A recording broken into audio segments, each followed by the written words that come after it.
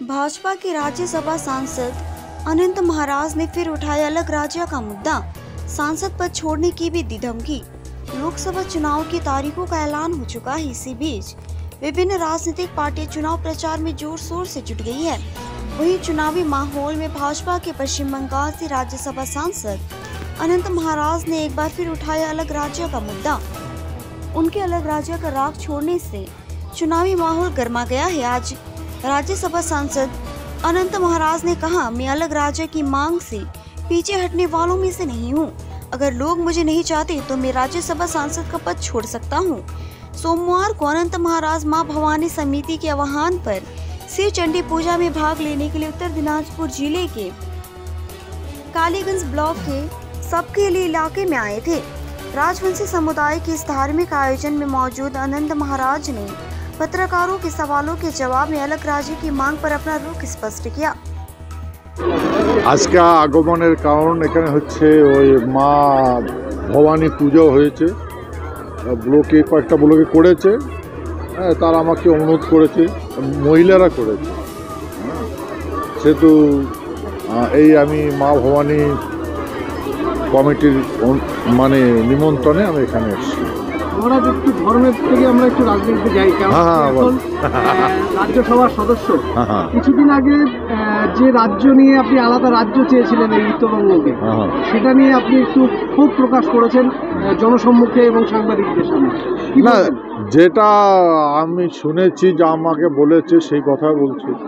আমি তো মিথ্যা বলতে পারবো না। এতদিন আমি যা বলেছি সব সত্য বলেছি, আমি কোনোটা মিথ্যা বলি না। আমার স্পিচে যা আপনারা পেয়েছেন, যত ইটুইট যতগুলো পেয়েছেন, সব সত্য কথাই বলেছি। আর আমি তত্ত্ব সহকারে বলি, যত কথা বলি তত্ত্ব সহকারে বলি, আমি কোনোটা মিথ্যা বলি না। এখন কথা হলো, আমাকে যা বলেছে, তো যেহেতু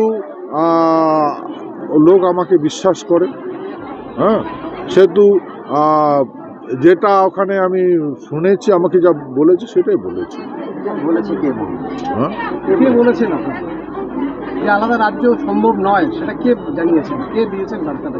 এখানে অমিত শাহ বলেছে। অমিত শাহ বললাম, আপনি কি এই বার্তা নিয়ে গেছিলেন যে রাজ্য ভাগের ব্যাপারে কথা বলতে গেছিলেন? হ্যাঁ, আমি আগে হয়েছে, বিষয়টা আগে কথা হয়েছে।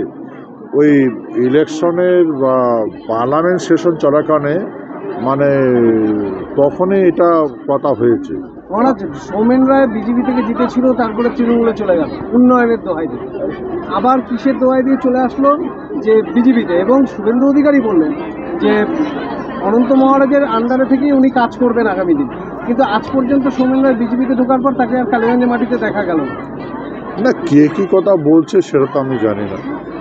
এটা এরকম কি কোনো কথা হয়েছিল যে সৌমেন রায় আপনার সঙ্গে আপনার অনুমতির সাথে বা আপনার? না না না না, এরকম কথা না।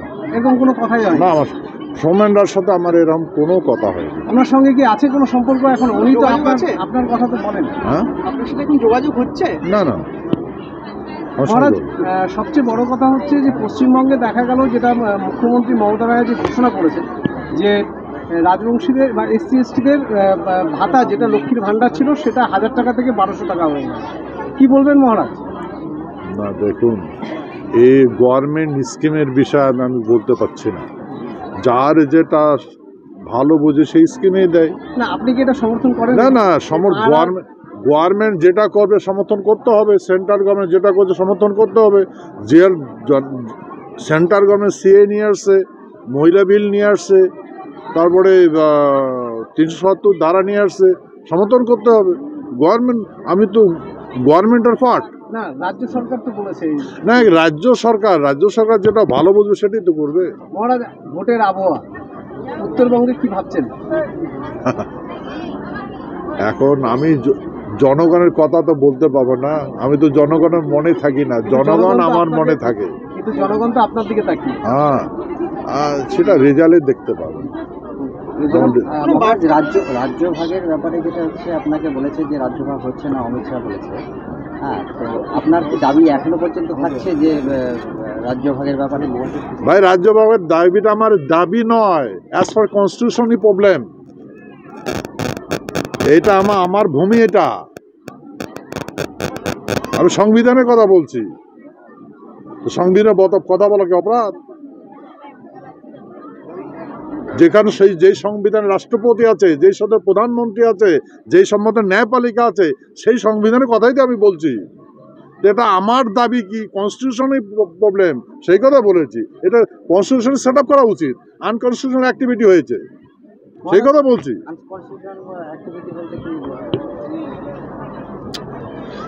এটা 1939 সনে যখন সেকেন্ড ওয়ার্ল্ড ওয়ার হয়, তখনই এই ব্রিটিশ প্রাদেশিক শাসন আইন 290A ধারাটা, এই ধারাটা হচ্ছে অ্যামালগামেশন অ্যাক্ট, মানে একটা রাজ্য আরেকটা যুক্ত করাটা, এটা এক ধারা 290A।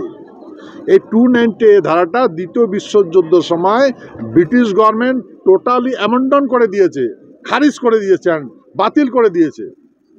যদি বাতিল করে দিয়েছে সেই 290A ধারাটা ব্রিটিশ সরকার, ব্রিটিশ যখন ডমিনিয়ন গভর্নমেন্ট চলে 1947 সাল 1950 সন পর্যন্ত ডমিনিয়ন গভর্নমেন্ট চলেছিল, না 49 পর্যন্ত চলেছিল।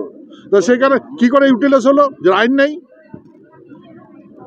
তখন তো প্রধানমন্ত্রী আসলো, তো তখনকার প্রধানমন্ত্রীটা মিথ্যা ছিল নাকি? তখনকার গৃহমন্ত্রী মিথ্যা ছিল নাকি? তখন যে আমরা চিঠি করেছি, ভারতের সঙ্গে যুক্ত হয়েছে, এটা মিথ্যা ছিল নাকি? সংবিধান নিয়ে আপনার দীর্ঘদিনের এই আলাদা রাজ্যকে ঘিরে একটা আন্দোলন মহারাজ, সেই জন্য না শোনেন, আপনাকে মহারাজ রাজ্যসভার সদস্য করলো বিজেপি, সেখানে কি থাকবেন যখন মানুষের অধিকার?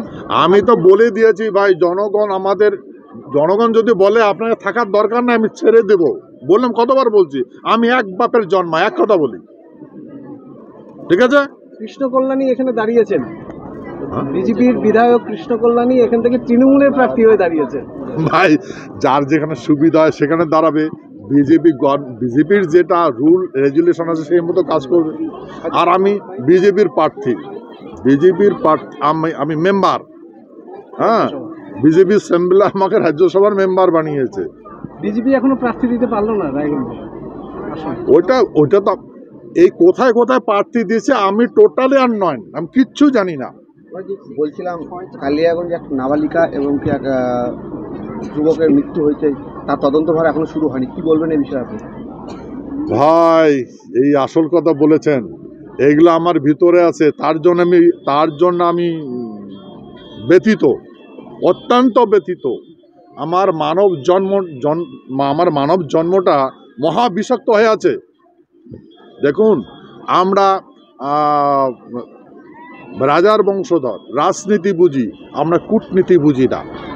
আমরা রাজবংশী মানুষ, রাজনীতিটা বুঝি, কূটনীতিটা বুঝি না। তাদের পরিবারের সাথে কি আপনি কি দেখা করবেন? দেখা করতে তো গেছিলাম, আমাকে তো ঢুকতেই দিল না। কে? হ্যাঁ, দেয়? আপনারা জানেন, আর কি বলবো? না, আমরা তো জানি না। মহারাজ, এবার উত্তরবঙ্গে বিজেপি কেমন মানে ফলাফল করবে লোকসভায়? আমি যখন ফিল্ডে নাই, বিজেপির ফিল্ডে নাই, কি করে বলবো? মানুষের সাথে মিটিং করতাম, ভোট সম্বন্ধে আলোচনা করতাম, তাহলে তো বুঝতাম। আপনি তো রাজ্যসভার একজন সাংসদ, কিন্তু আমাকে তো আজ পর্যন্ত বিজেপির অফিসটা দেখায় নাই পশ্চিমবঙ্গে, মানে এখানে। আমাকে শপথ, যখন আমি নমিনেশন সাবমিট করেছি, তখন আমার কলকাতার অফিসটা দেখিয়েছিল। তারপরে তো আমি জানি না। তারপরে আমি ওত নিলাম, ওত নেওয়ার পরে আজ পর্যন্ত বিজেপির কোথায় অফিস আমি জানি না। কৃষ্ণ কল্যাণী বলছে সৌমেন রায়ের কালিয়াগঞ্জ হচ্ছে ভোগ ভূমি, ভোগের ভূমি, এটা জন্মভূমি নয়, কর্মভূমিও নয়, ভোগের ভূমি।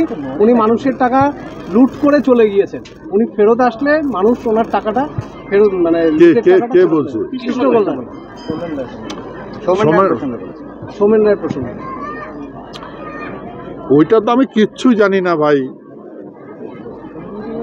ওরা কে কোথায় টানি নিয়ে গেল, কে কোথায় হলো, ওটা আমি জানি না। সামনে তো ভোট, কিছু বার্তা দিবেন আজকে প্রোগ্রাম থেকে? কিছু না, মরশুম তো চলছে।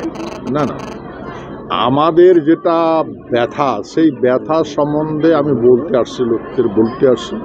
হ্যাঁ, সে তো যেটা ঘটেছে, দেখুন, এরা তো আন্দোলন তো আমি করি নাই, হাঙ্গাই স্ট্রাইক আমি করি নাই, দিল্লি যাত্রা আমি করি নাই, এরা করেছে, আমি তো করি নাই না, এখানকার মানুষ করেছে। তা গতিকে বর্তমান যেটা পরিস্থিতি আছে সবাই জানি, আপনারাও জানেন। সেহেতু আজকে পুজো উপলক্ষে আসছি, 2-4 কথা আমাদের ঐতিহাসিক, রাজনৈতিক ধর্মনীতি আলোচনা করি। আপনি কি লোকসভা নিয়ে কালিয়াগঞ্জে গিয়ে আগামী দিনে কি প্রচারে আসবেন? আমি একা এসে কি করবো এখানে? আগামী দিনে আমি কি করব, কোথায় যাব? আমি তো আসছি, আমি যেটা আসছি এটা রাজনীতি। আমার যদি বলেন তো আমি এখানে রাজনীতির কথা বলতে আছি। আমি প্রচারের জন্য আসছি, বাবা মার প্রচারের জন্য আসছি। আমি যেখানে যাবো সেখানে প্রচার করবো। মহারাজ, বলছি এখানকার কিছু মানুষের সাথে কথা বললাম, তারা বলছে মহারাজ যে বার্তা দিবে আমরা সেই বার্তার দিকে এগোবো, আগামী লোকসভায় তাকে বিচার করব, কি বলবেন? তার জন্য তো এখানকার মানুষকে ধন্যবাদ, এখানকার তার চরণে 100 কোটি বার প্রণাম।